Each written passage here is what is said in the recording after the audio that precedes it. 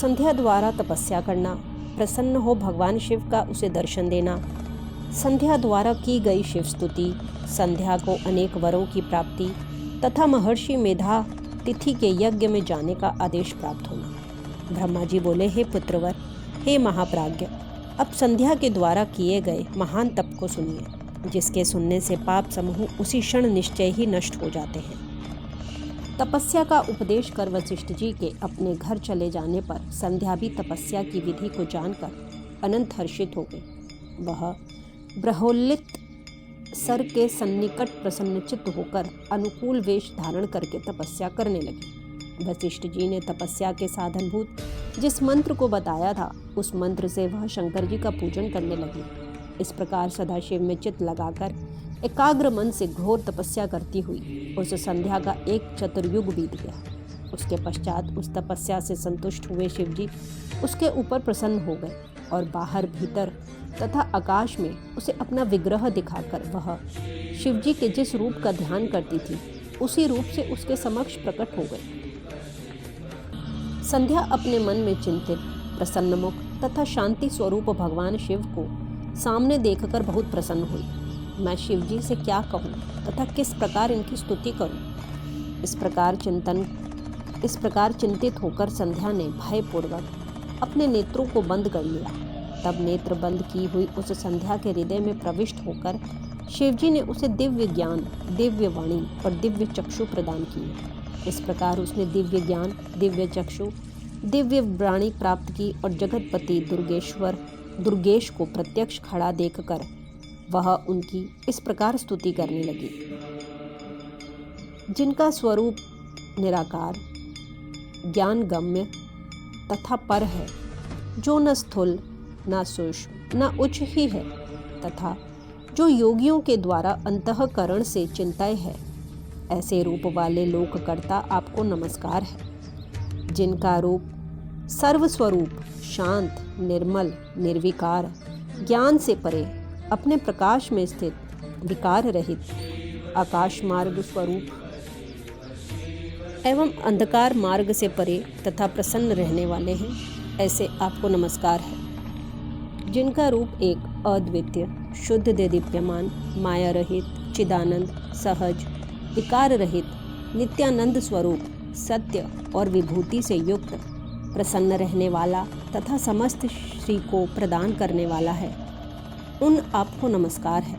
जिनका रूप महाविद्या के द्वारा ध्यान करने योग्य, सबसे सर्वथा भिन्न, परम सात्विक, ध्येय स्वरूप, आत्मस्वरूप, सार स्वरूप, संसार सागर से पार करने वाला है और पवित्र को भी पवित्र करने वाला है, उन आपको नमस्कार है। जिनका आकार शुद्ध रूप, मनोज्ञ, रत्न के समान, स्वच्छ, कर्पूर के समान गौरवर्ण और हाथों में वर अभय मुद्रा, शूल मुंड को धारण करने वाला है, उन आप योग युक्त सदाशिव को नमस्कार है।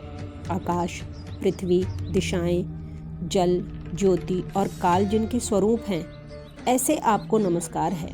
जिनके शरीर से प्रधान एवं पुरुष की उत्पत्ति हुई है, उन अव्यक्त स्वरूप आप शंकर को बार बार नमस्कार है। जो ब्रह्मा रूप होकर इस जगत की सृष्टि करते हैं, विष्णु रूप होकर पालन करते हैं तथा रुद्र रूप होकर संहार करते हैं, उन आपको बार बार नमस्कार है। कारणों के कारण दिव्य अमृत स्वरूप ज्ञान संपदा देने वाले, समस्त लोकों को ऐश्वर्य प्रदान करने वाले, प्रकाश स्वरूप तथा परात्पर शंकर को बार बार नमस्कार है। जिनके अतिरिक्त यह जगत और कुछ नहीं है। जिनके पैर से पृथ्वी, दिशाएं, सूर्य, चंद्रमा, कामदेव तथा बहिर्मुख अन्य देवता और नाभि से अंतरिक्ष उत्पन्न हुआ है, उन आप शंभु को मेरा नमस्कार है। हे हर, आप सर्वश्रेष्ठ तथा परमात्मा हैं।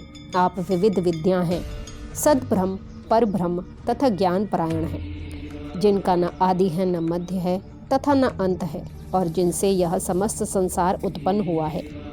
वाणी तथा मन से अगोचर उन सदाशिव की स्तुति किस प्रकार करूं? ब्रह्मा आदि देवगण तथा तपोधन महर्षि भी जिनके रूपों का वर्णन नहीं कर पाते हैं, उनका वर्णन मैं किस प्रकार कर सकती हूँ?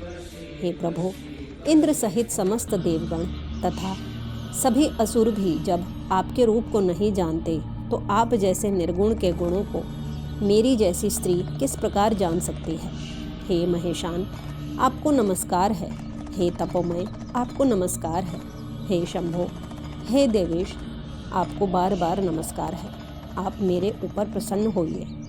ब्रह्मा जी बोले, संध्या के द्वारा स्तुत भक्त वत्सल परमेश्वर सदाशिव उसके वचन को सुनकर परम प्रसन्न हो गए। वे शिव वल्कल तथा कृष्ण मृग चर्मयुक्त उसके शरीर को जटा से आच्छान एवं पवित्री धारण किए हुए उसके सिर को तथा तुषारपात से मुरझाए हुए कमल के समान उसके मुख को देखकर दयामय होकर उससे इस प्रकार कहने लगे, हे भद्रे, तुम्हारी इस उत्कृष्ट तपस्या से तथा तुम्हारी इस स्तुति से मैं बहुत प्रसन्न हूँ।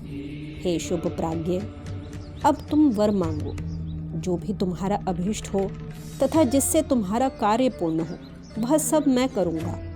हे भद्रे, तुम्हारी इस तपस्या से मैं परम प्रसन्न हो गया हूँ। महेश्वर का वचन सुनकर संध्या बड़ी प्रसन्न हुई और उन्हें बार बार प्रणाम कर इस प्रकार कहने लगी, हे महेश्वर, यदि आप प्रसन्नता पूर्वक वर देना चाहते हैं, यदि मैं आपसे वर प्राप्त करने योग्य हूँ तथा यदि मैं उस पाप से सर्वथा विशुद्ध हो गई हूँ, और हे देव, यदि आप इस समय मेरे तप से प्रसन्न हैं तो पहले मैं यह वर मांगती हूँ, उसे दीजिए। हे देवाधिदेव, इस आकाश तथा पृथ्वी में उत्पन्न होते ही कोई भी प्राणी सद्य कामयुक्त न हो।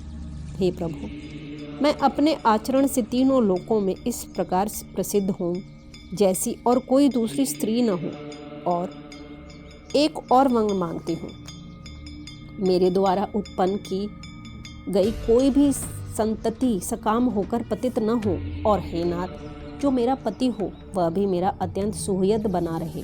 मेरे पति के अतिरिक्त जो कोई भी पुरुष मुझे सकाम दृष्टि से देखे उसका पौरुष नष्ट हो जाए और वह नपुंसक हो जाए। निष्पाप संध्या के इस प्रकार के वचनों को सुनकर तथा उससे प्रेरित होकर भक्त वत्सल भूत भावन शंकर प्रसन्नचित होकर कहने लगे, हे देवी, हे संध्या, मेरी बात सुनो। तुम्हारा पाप नष्ट हो गया। अब मेरा क्रोध तुम्हारे ऊपर नहीं है और तुम तप करने से शुद्ध हो चुकी हो।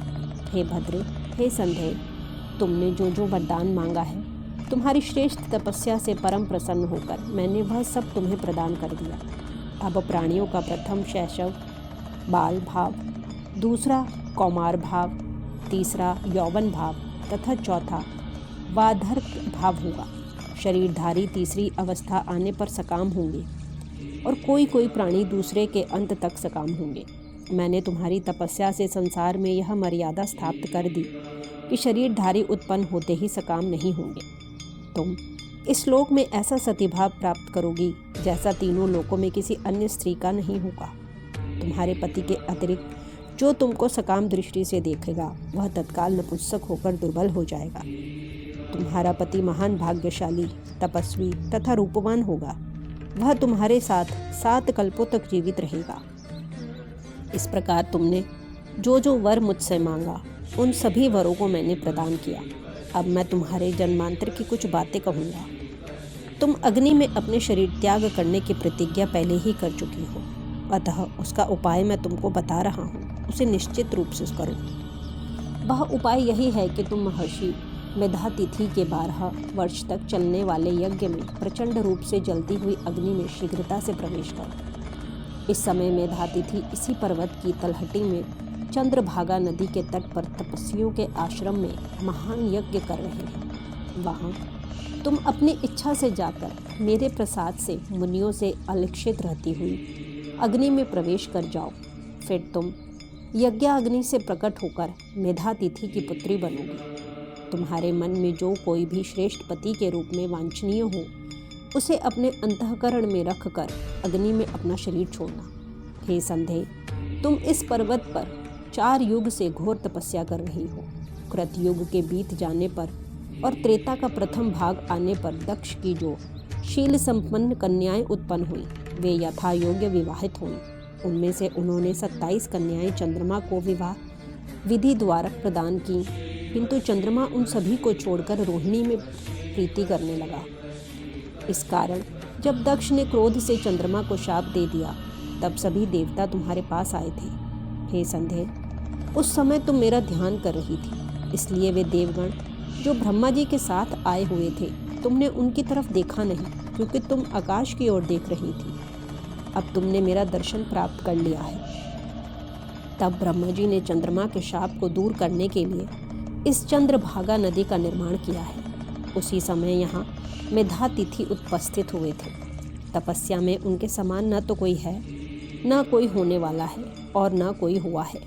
उन्होंने ही इस चंद्रभागा नदी के तट पर विधि पूर्वक ज्योतिष्टोम यज्ञ का आरंभ किया है। वहाँ अग्नि प्रज्वलित हो रही है, उसी में अपने शरीर को छोड़ो। इस समय तुम अत्यंत पवित्र हो, तुम्हारी प्रतिज्ञा पूर्ण हो। हे तपस्विनी, अपने कार्य की सिद्धि के लिए मैंने यह विधि बताई है, अतः हे महाभागे, तुम यहाँ मुनि के यज्ञ में जाओ और इसे करो।